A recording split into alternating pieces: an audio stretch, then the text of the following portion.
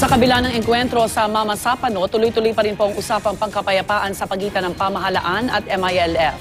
Katunayan, pirmado na ang protocol para sa decommissioning o pagsuko ng mga armas ng grupo. May report si Joseph Moro. Pinirma na ng magkabilang panig ng gobyerno at Moro Islamic Liberation Front o MILF ang protocol o prosesong susundin sa decommissioning ng mga MILF combatants.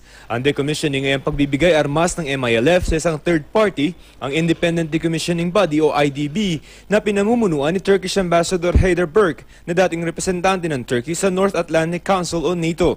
Sa ilalim ng protocol, mag-iimbentaryo ng bilang ng kanilang armas at miyembro ng Bangsamoro Islamic Armed Forces o BIAF ang MILF at ibibigay ito sa IDB. Beberipikahin ng IDB ang listahan at pagberipikado na ay rerehistro na ang mga ito ng IDB. Ang mga ituturing na dating combatants ay bibigyan ng socio-economic programs. Ilalagak sa isang ligtas na pasilidad ang mga armas, nakasusi at hawak ito ng isang miyembro ng IDB.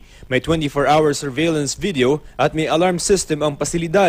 Magkakaroon din ng ceremonial turnover ng 75 na crew serve at high-powered firearms ng MILF sa IDB. Pero wala pang petsa para rito. Sabi ni Government Peace Panel Chair Miriam Coronel Ferrer, nauna nang ibinigay ni MILF Chairman Alhaj Murad ang bilang ng armas ng MILF sa isang confidential na sulat sa Pangulo. Pero tulad ng nakita sa insidente sa Mama Sapano sa Maguindanao, hindi lamang ang MILF ang grupong may armas. Nasa MILF may number tayong pinagbabasihan.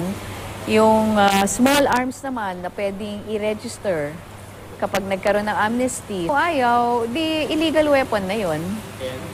And subject to confiscation. Noong nakikipagnegosasyon ng pamahalaan at Moro Islamic Liberation Front sa Normalization Annex dito sa Kuala Lumpur noong 1 taon lamang, sinabi ni MILF Chief Negotiator Mohager Iqbal na ang decommissioning ang isa sa mga pinakasensitibo nilang gagawin dahil ang ibig sabihin nito ay bibitawan na nila ang kanilang armas at tatalikuran ng armadong pakikibaka.